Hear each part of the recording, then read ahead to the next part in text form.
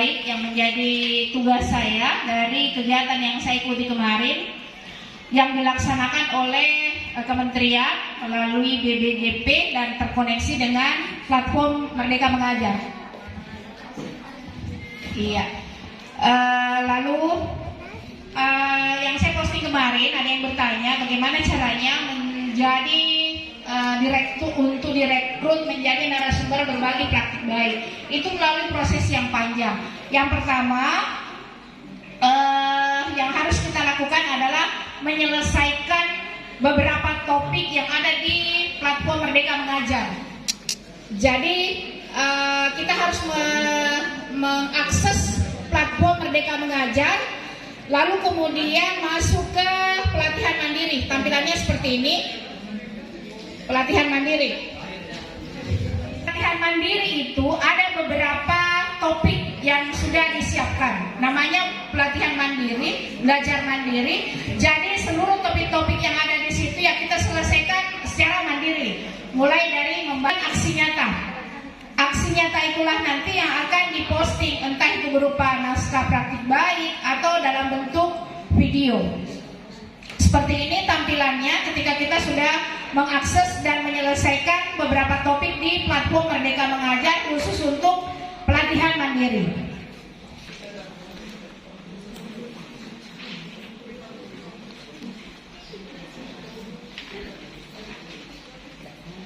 Beberapa topik yang ada di platform Merdeka Mengajar itu proses pendaftaran selesai, menunggu pengumuman dari BBGP siapa-siapa saja yang lolos. Nah setelah lolos ada nanti beberapa tugas yang harus diselesaikan. Kalau saya tidak salah ingat ada 6 LK yang harus kita selesaikan seputar bagaimana menyusun naskah praktik baik, bagaimana menyusun video pembelajaran. Itulah nanti yang diposting di Sinar Baik, aplikasi Sinar Baik, dan diseleksi, dikurasi. Nanti setelah lolos baru kemudian dikurasi oleh orang-orang dari platform Merdeka Mengajar. Dan itu butuh waktu yang lama. Setelah itu nanti dikurasi, barulah kemudian sah menjadi narasumber berbagi praktik baik. Begitu prosesnya, memang agak lama. Dari Maret, kalau saya tidak salah, Maret nanti keluar pengumumannya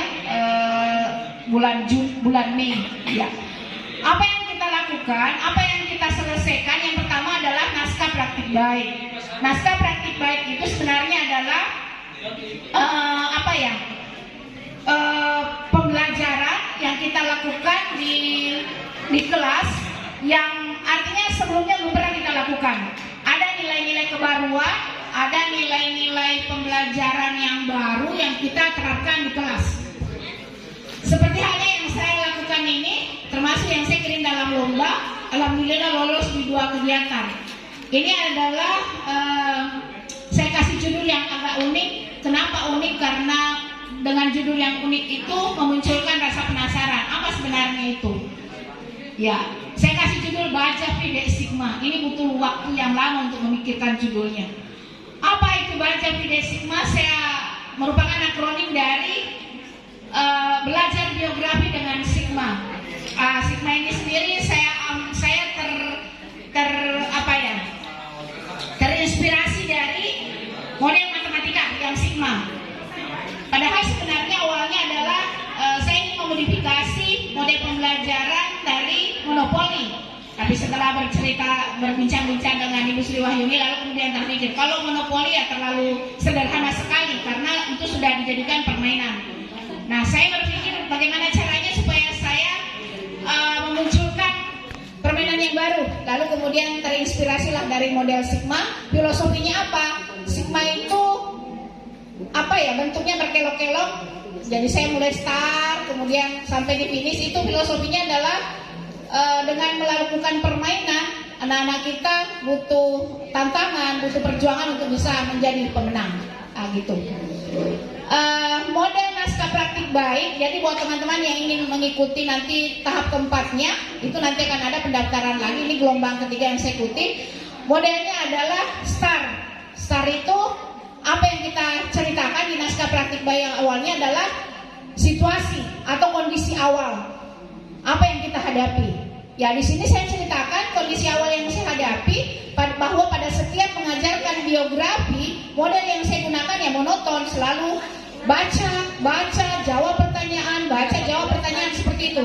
Lalu kemudian berubah menjadi mengajarkan biografi ini melalui sebuah permainan, dan hasilnya nanti akan jauh lebih signifikan daripada model-model pembelajaran sebelumnya.